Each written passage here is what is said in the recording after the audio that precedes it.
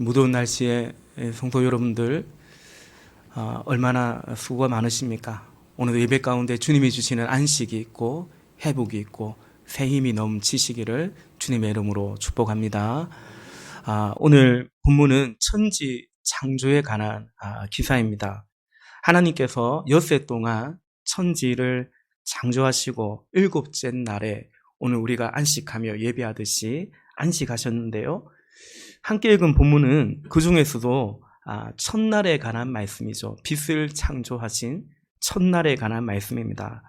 본문 5절 끝에 보면 저녁이 되고 아침이 되니 이는 첫째 날이니라. 첫째 날에 관한 기록입니다. 저녁이 되고 아침이 되니까 첫째 날이니라. 여러분, 이것은 지금도 무한 반복되고 있지 않습니까? 여전히 저녁이 되고 아침이 되고 그게 이제 하루입니다. 오늘 우리가 이처럼 하루하루를 살아가는 것은 하나님이 이렇게 창조하셨고 섭리하고 계시기 때문입니다. 우리의 하루는 이 하루하루가 거듭거듭되고 겹겹이 쌓여가면서 결국 우리의 삶이 되고 우리의 인생이 되는 거죠. 하나님의 본격적인 창조 그 시작은 3절에 있죠. 빛입니다. 그리고 그 빛이 있기 전에 이 땅의 모습을 2절에서 묘사해 주고 있습니다. 2절을 제가 다시 한번 읽어보겠습니다. 2절입니다. 땅이 혼돈하고 공허하며 흑암이 깊음 위에 있고 하나님의 영은 수면 위에 운행하시니라. 아멘. 여기 보면 여러분 이 땅의 모습을 혼돈 그리고 공허, 흑암 이렇게 묘사하고 있습니다.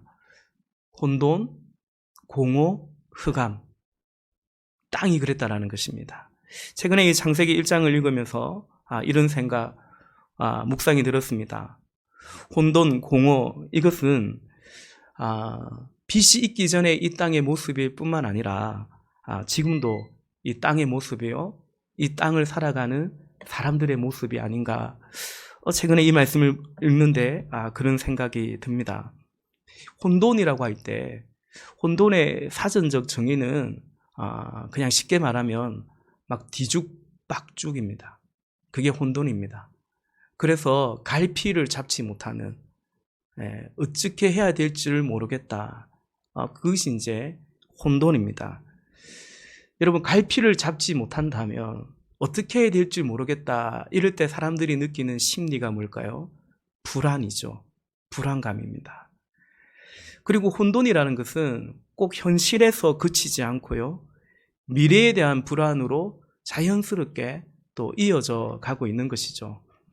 여러분, 사실 우리가 지금 우리는 현실을 살아가는데 사실은 저도 그렇고 여러분도 그렇고요, 우리가 살아가는 이 현실에는 이미 미래가 내재되어 있습니다. 포함되어 있습니다.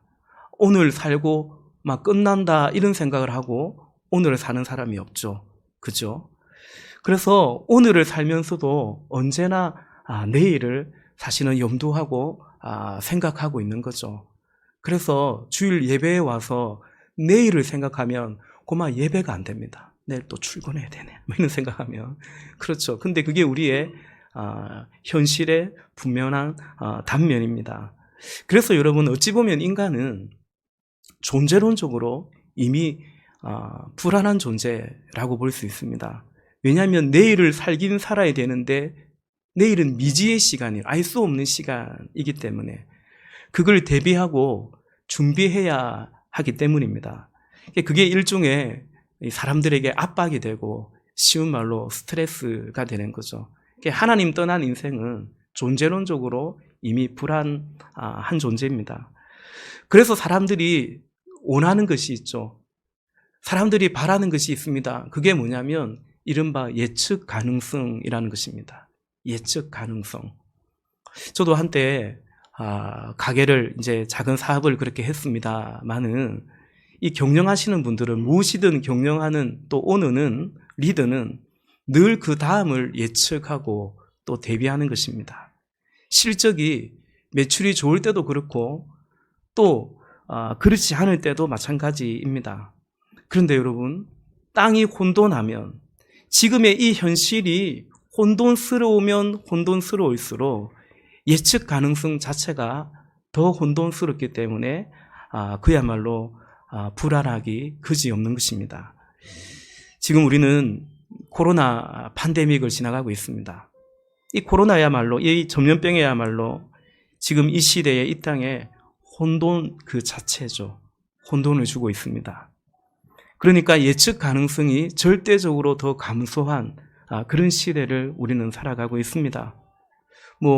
매일 뉴스를 통해 접하지 않습니까? 이 바이러스가 자꾸 변이 돼요. 근데 이 변이는 도대체 어디까지 갈 것인가 예측이 안 됩니다. 불과 얼마 전에 알파 변이라는 말, 영국에서 알파 변이가 많다더라, 이런 말을 들었는데 어느새 델타 변이까지 갔고, 또 요 며칠 새는 델타 플러스 변이라는 말도 이렇게 듣고 있습니다. 불과 한 달 전에 우리 7월이 시작될 때 이제 접종도, 백신 접종도 원활하게 뭔가 이루어지는 것 같고, 고령층은 또 많이들 어르신들이 접종도 한 것 같고, 그래서 변경된 사회적 거리두기라고 해서 우리 지역은 이제 1단계였습니다.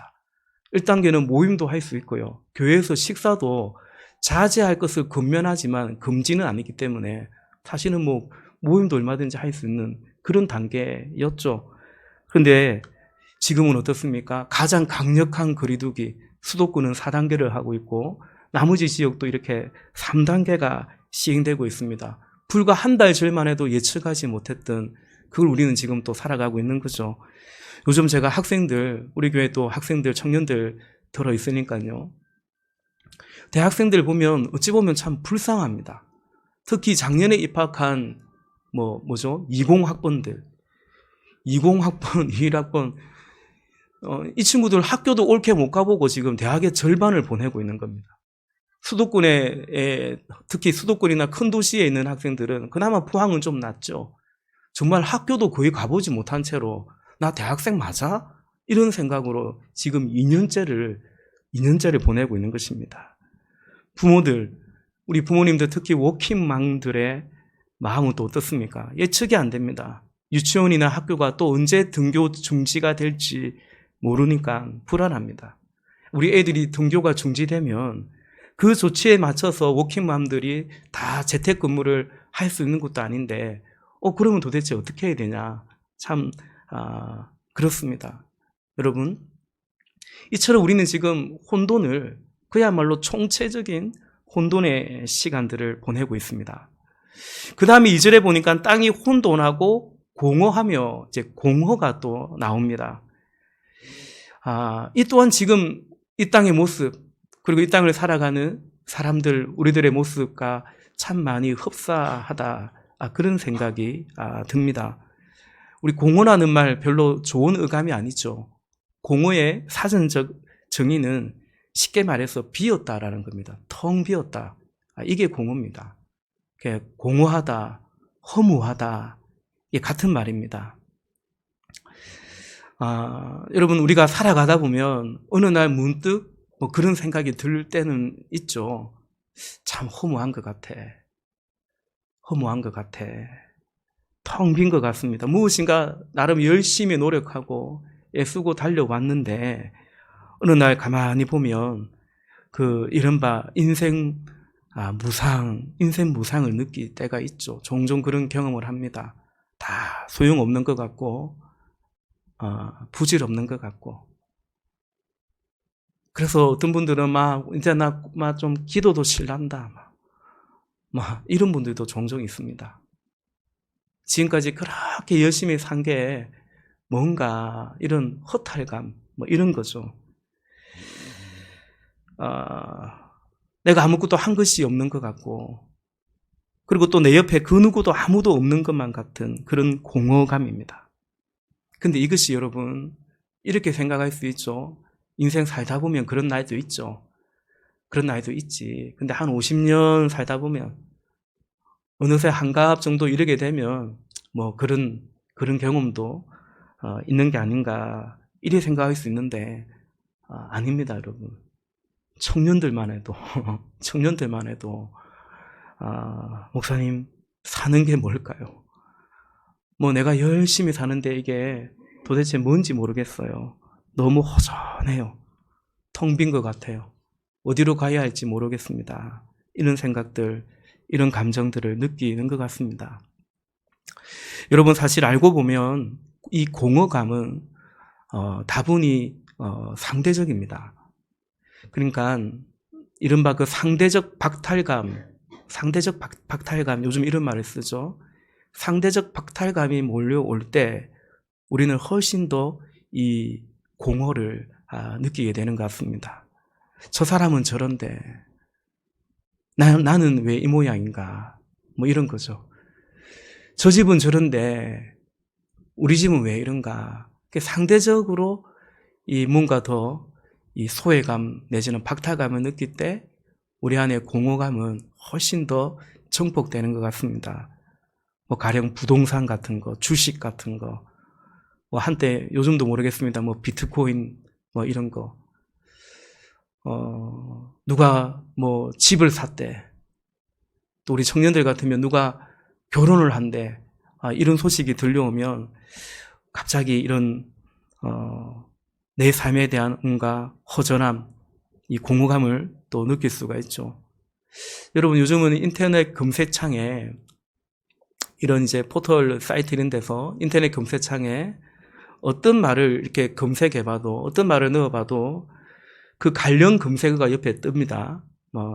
관련 검색어 옆에 뜨는데 거의 어떤 말을 넣어도 관련 주가 옆에 뜨는 것을 보게 됩니다.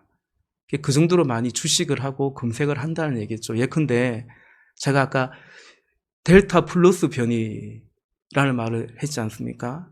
그런 말이 요즘 들립니다. 델타 변이를 넘어서 델타 플러스 변이. 그 델타 플러스 변이라는 말을 검색어에 쳐보면 델타 플러스 변이 관련주라는 것이 바로 옆에 그 관련 검색으로 뜨는 것을 보게 됩니다. 또 이 시대가 여러분 이른바 소셜 네트워크를 참 많이 하죠. 페이스북을 넘어서 요즘은 뭐가 대세입니까? 인스타라는 것이 대세인 것 같습니다. 제가 해야 되는데 게을러서 진짜 게을러서 그거 아직 회원가입도 하지 않고 요즘은 그런 게 귀찮더라고요. 근데 그런 것들이 우리의 공허감, 상대적 박탈감을 어떤 면에서는 더 부추기고 있기도 합니다. 그래서 그럴수록 그렇기 때문인지 참 열심히들 하는 것 같아요. 열심히. 내가 더 행복하다는 거죠. 우리 전사님이 그러더라고요. 목사님, 인스타에는 절망이 없습니다. 그러더라고요. 그러니까 행복한 것만 올리죠. 절망스러운 사진은 누가 올립니까? 내가 행복해. 봐, 내가 제일 행복해. 내가 이 세상에서 가장 행복해. 내가 얼마나 행복한 줄 아니? 마치 그런 마음으로 부지런히 업로드하는 것 같습니다. 근데 여러분, 어찌 보면 공허할수록 더 그럴 수 있습니다. 마치 이런 비만한데 왜 제가 이렇게 저를 가르치죠? 비만, 당뇨 등등 이른바 대사증후군 그런 환자들일수록 더 공복감을 느끼고 그 공복감을 더 견디기 힘든 것처럼 여러분, 마음이 공허할수록 남들 보기에 내가 어떠할지 그런데 더 민감해지는 것 같습니다. 그런데 여러분 그렇지 않습니까? 사람들이요 별로 다른 사람 신경 안 씁니다. 알고 보면 자기 살기도 바쁜 겁니다. 내 살기도 바쁜 거예요. 관심 없습니다. 나 먹고 살기도 바쁘고요. 우리 애 키우기도 힘들고 바쁘고 그렇습니다. 그런데 공허하면 자꾸 사람들에게 요청해요. 관심 가져줄 것을 또 요청하는 것 같습니다. 그런데 누가 그걸 채워주나요? 그렇게 관심을 가져다 줍니까? 그러니 또다시 공허합니다. 지독한 외로움을 느끼게 되고요. 그러다가 마치 무슨 합병증처럼 우울증으로 번지게 되고 이런 심리적인 정신적인 불안으로 번져가는 것이 아닌가 싶습니다. 지난 목요일 새벽에 우리 전사님이 설교를 하는데 그런 말씀을 하세요. 지금 이 시대에 우리가 받는 박해, 핍박이 뭘까? 여러 가지 있겠지만 그 중에 하나가 이른바 도태감이 아닐까? 박탈감이 아닐까? 이러다가 나 도태되는 거 아니야? 이러다가 나 퇴출되는 거 아니야? 세상에 못 따라가는 거 아닌가? 그래서 세상의 것 다 따라가야만 될 것 같고, 세상이 하는 건 다 해야만 될 것 같고, 세상이 유행하고 좀 요즘 신상이라 하는 건 또 가져야만 될 것 같고, 그런 그것이 어쩌면 이 시대 그리스도인이 받는 일종의 박해가 아닐까, 그런 말씀을 하셨는데 상당히 공감이 되었습니다. 그렇습니다, 여러분. 이것이 오늘 우리의 고난 혹은 고통의 일부인 것 같습니다. 혼돈이고 또 공허입니다. 그래서 본문 2절에 이 혼돈과 공허를 곧 흑암이라고 하듯이요, 어두운 거죠. 내 삶에 혼돈이 있고 공허가 있으면 어떻습니까? 그 삶은 어둡습니다. 깜깜합니다. 앞이 깜깜하고 살 길이 막막하고 이제 더 그런 어둠을 느끼는 것 같습니다. 이때에 여러분 바로 이때에 혼돈과 공허, 그 흑암 속에 3절에 하나님이 빛이 있으라. 그 혼돈과 공허 흑암 속에 3절에서 하나님이 이르시되 빛이 있으라 말씀하십니다. 여러분, 빛이 있으라 이 말씀을 좀 더 깊이 보면 하나님은 사실은 두 가지를 말씀하시고 명령하신 것입니다. 첫째는 빛이죠, 빛. 그리고 있으라라는 것입니다. 이제 말씀하면 그것이 존재하라라는 것입니다. 하나님은 빛이 있으라, 존재하라 말씀하셨습니다. 여러분, 사람들이 또 사실 우리도 원하는 것은 뭡니까? 빛입니다. 혼돈과 공허와 그 속에서의 흑암이 아니고 우리 역시 원하는 것은 바로 빛입니다. 그럼 여러분, 이 혼돈에서의 빛은 뭘까? 혼돈에 임하는 빛은 뭘까? 혼돈은 다시 말해서 무질서거든요. 그래서 이 혼돈 가운데 우리가 원하는 것은 뭐냐면 질서죠, 질서. 혼돈 가운데 임하는 빛이라는 것은 질서입니다. 그리고 공허 가운데 임하는 빛은 또 무엇일까? 여러분, 공허가 뭐라고 했습니까? 공허는 빈 것이죠. 텅 빈 것입니다. 그러니까 반대가 되겠죠. 공허에 임하는 빛이라고 한다면 그건 채움이겠죠. 텅 빈 것이 아니라 채움입니다. 채워지는 것입니다. 그것이 공허에 임하는 빛입니다. 그런데 여기서 채움이라는 것은 우리가 뭔가 이 물질적인, 어떤 물리적인 그런 것이라고 생각할 수 있는데, 근데 꼭 그런 것만은 아니고요. 이것은 지극히 관계적인 말입니다. 우리의 공허가 사실은 그렇듯이 말이죠. 그래서 공허의 빛은 텅 빈 것의 반대가 체험이기 때문에 공허에 임하는 빛은 체험인데요. 그것은 곧 공감이고 공존이라고 할 수 있습니다. 내가 공감을 얻고 공존을 할 때 우리의 공허는 떠나가는 거죠. 이 공허의 어두운 가운데 임하는 빛은 바로 그래서 공감이며 공존입니다. 그러므로 여러분, 혼돈과 공허, 그 어둠을 향하여 하나님이 빛이 있으라 하신 이것은 질서가 있으라, 공존이 있으라, 관계가 회복되라, 바로 그 말씀이라고 정리할 수 있습니다. 이 천지 창조는 본물의 첫날을 시작으로 끝나는 것이 아니고 이어져 갑니다. 천지 창조는 곧 빛으로부터 시작하는데 혼돈에 임한 빛, 질서로부터 시작됩니다. 천지 창조는 곧 질서입니다. 그리고 그 질서에서의 공존이라고 할 수 있습니다. 낮과 밤이, 땅과 하늘이, 바다와 육지가 질서 안에 이제 존재합니다.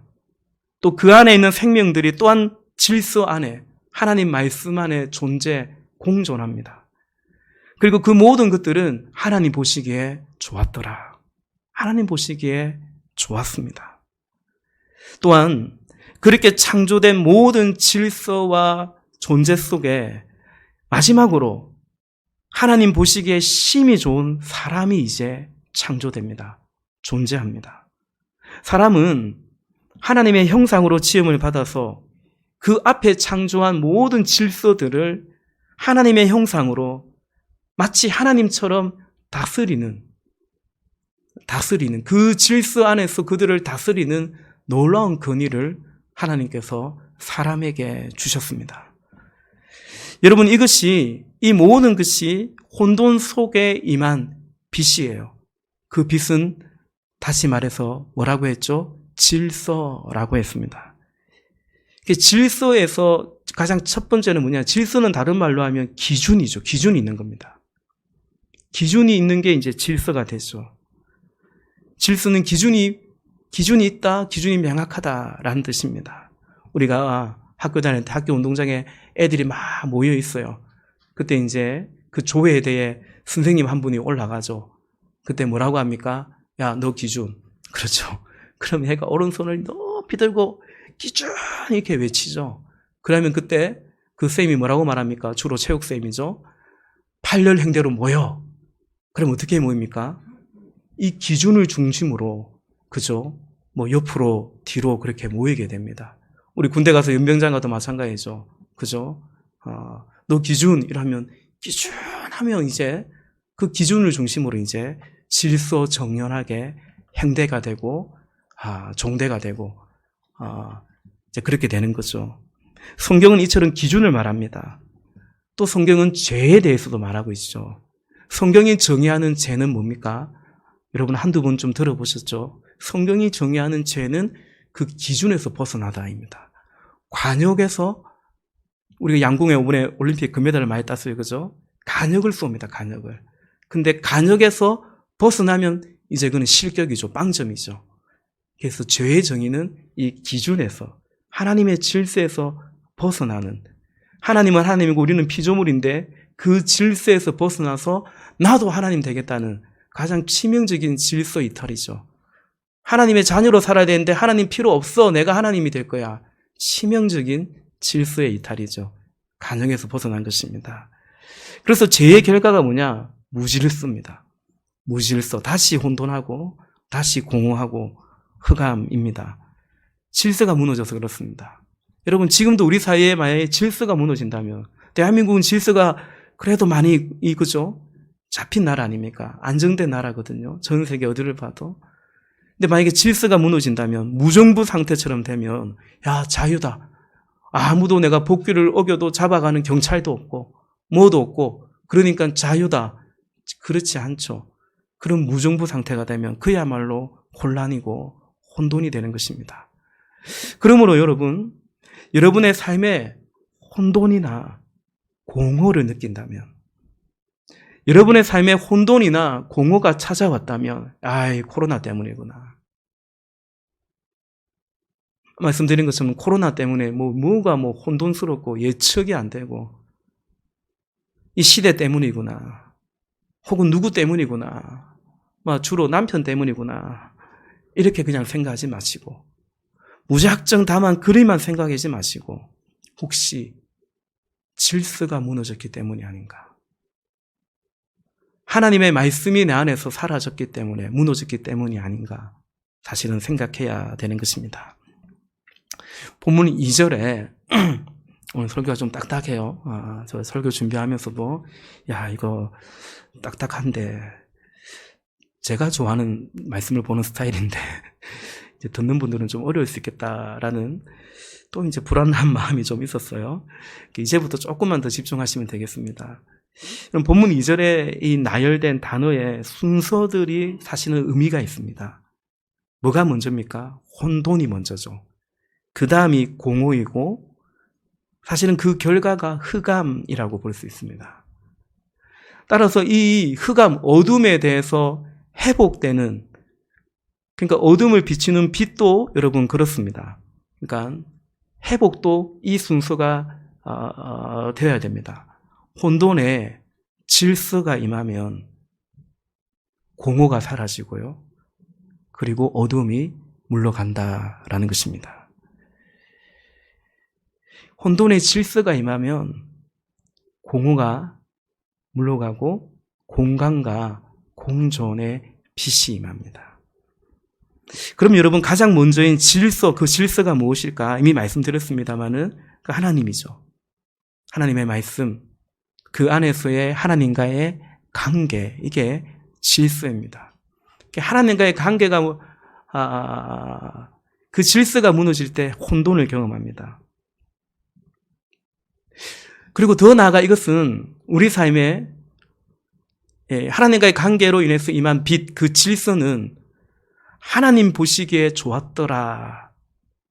이것이라고도 할 수 있습니다. 이것이 질서입니다. 하나님과의 관계가 우리의 삶의 질서이고 빛인데 그것은 곧 하나님 보시기에 좋았더라. 이것이 회복되는 것이 질서가 회복된 것입니다. 좀 어려운 말이죠. 어려운 말이면 안 하면 될 건데 왜 했는지 모르겠어요. 여러분은 어떤 것이 기준 질서가 되어 있습니까?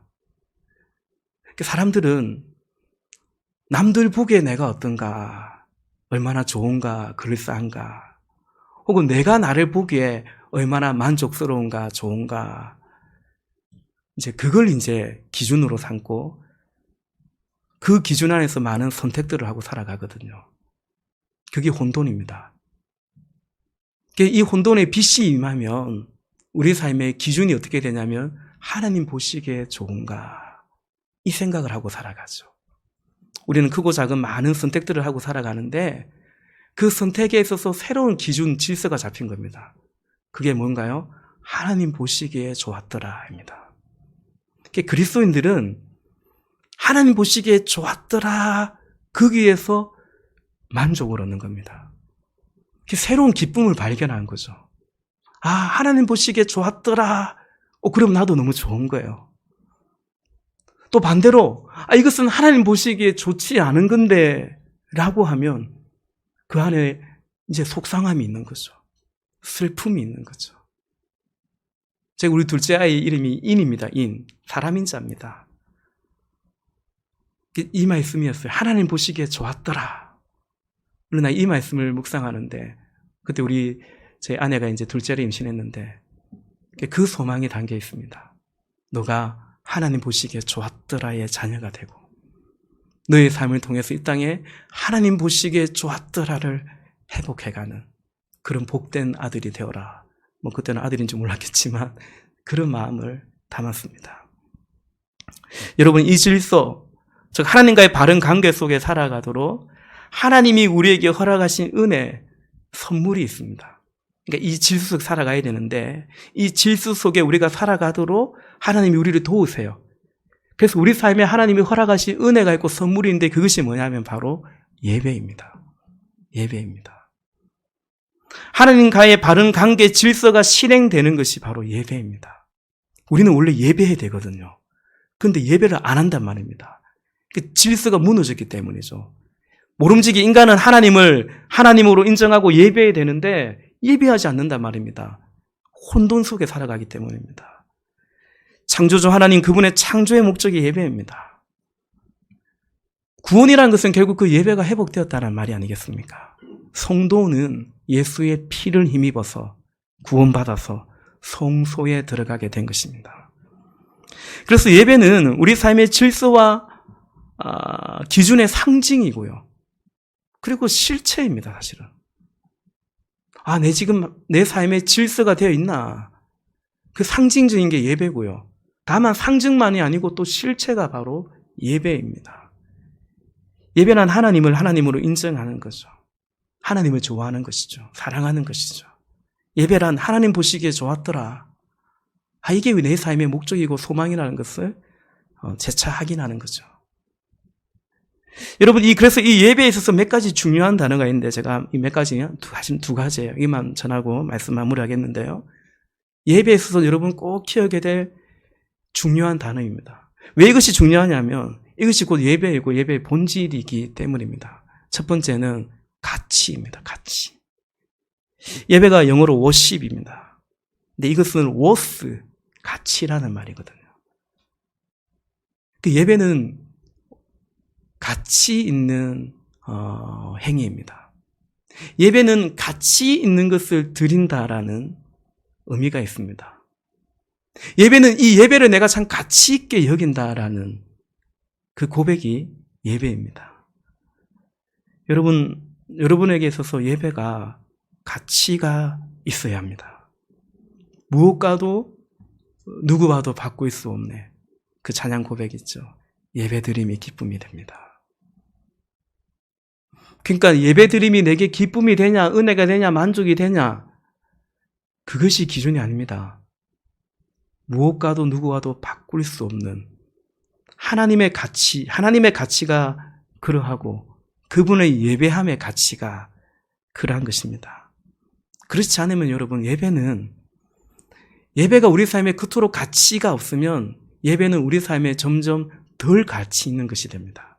덜 가치 있는 거.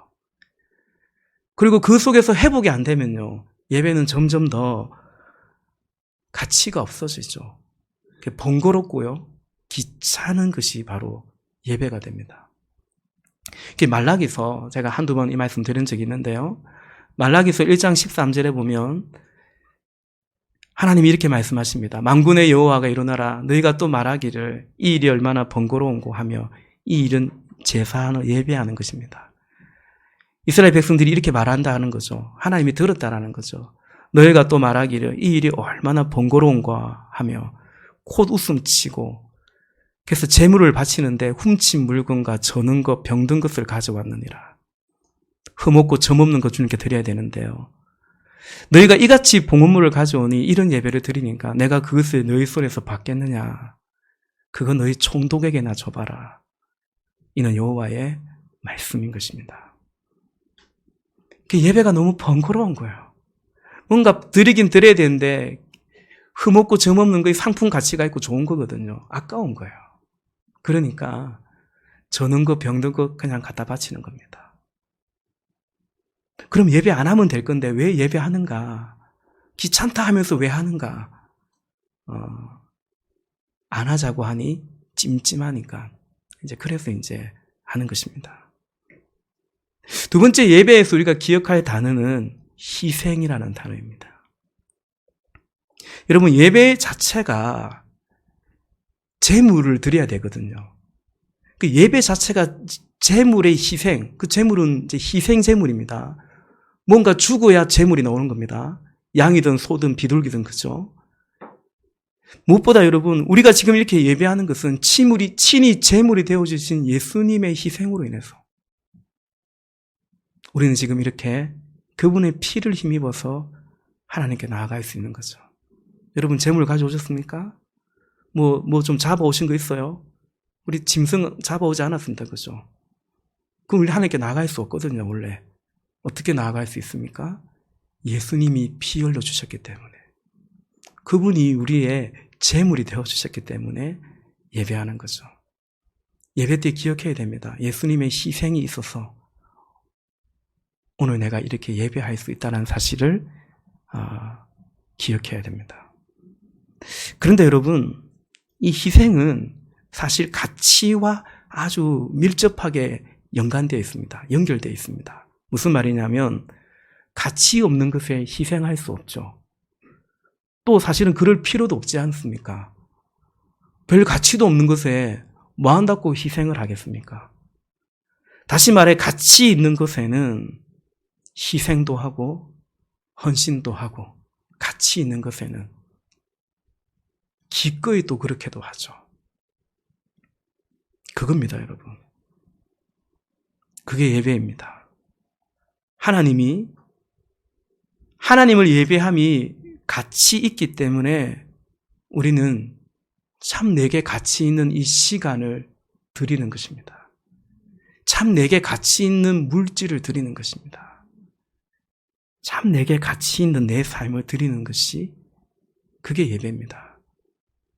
그래서 로마서 12장에서는 너희 몸을, 너희 삶을 하나님이 기뻐하시는 산제물로 드리라. 우리 삶이 얼마나 가치 있어요.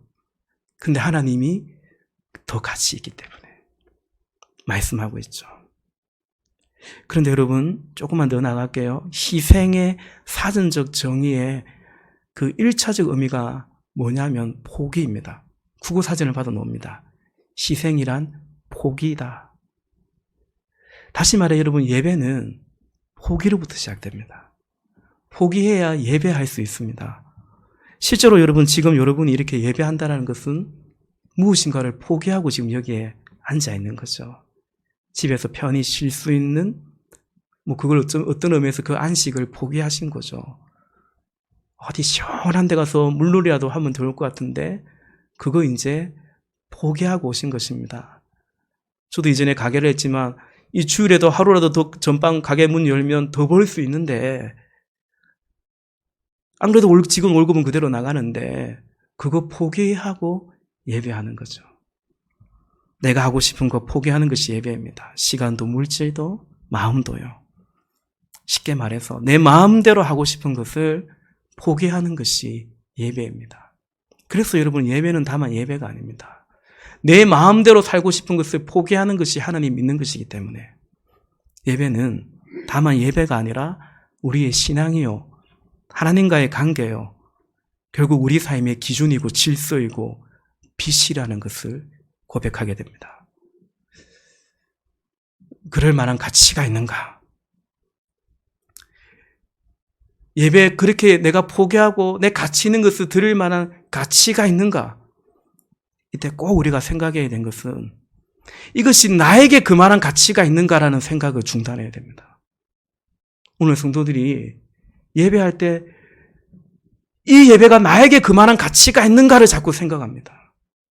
나 좀 쉬고 싶은데 그것을 포기할 만한 가치가 있는가? 주님께 무엇인가 헌금을 할 때도 나 이거 돈 쓸 때 많은데 이렇게 헌금할 만한 가치가 나에게 있는가? 그런 가치, 나에게 쓰만 가치를 자꾸 찾으려고 해요. 그래서 요즘 뭔가 기도할 게 있고, 요즘 하나님 은혜가 절실하면 나에게 필요한 겁니다.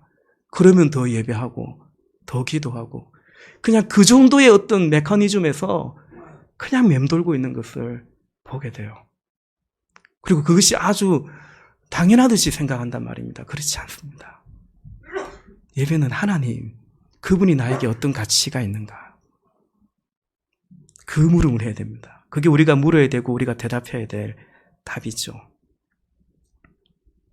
그래서 여러분, 말씀드린 것처럼 오늘 내가 예배를 선택함의 기준이 나의 만족이나 나에게 좋았더라, 그런 것이라면 그건 단지 여러분이 예배의 어떤 기준 혹은 예배 선택의 기준만이 아니고 우리의 삶의 기준이 그럴 수 있다는 사실을 또한 사실은 기억해야 됩니다.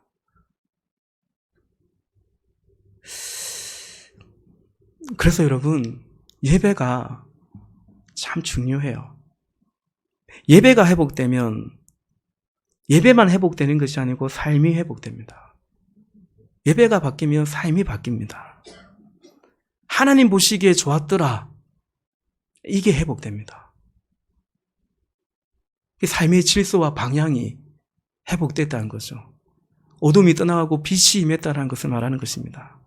내가 보기에 내가 얼마나 근사한가, 멋진가, 또 혹은 남들 보기에 나는 어떤가, 그냥 아무 생각 없이 그렇게 살다가, 그러다가 혼돈과 공허 속에 살다가 이제 예배의 빛이 임하면요, 하나님 보시기에 좋았더라, 하나님이 그렇게 나를 만드셨구나, 그게 빛이구나라는 것을 알게 되면 이제 그것을 따르게 되죠. 다시 말해서 혼돈과 공허에서 빠져나올 수 있습니다. 자기 중심성에, 상대주의의 어떤 그런 상대적 박탈감에, 우울감에, 열등감에, 그 혼돈과 공허에서 빠져나올 수 있습니다. 예배가 회복될 때 우리 삶에 혼돈이 떠나고 질서가, 빛이 임하기 때문이죠. 말씀을 맺겠습니다. 여러분, 제가 그랬죠.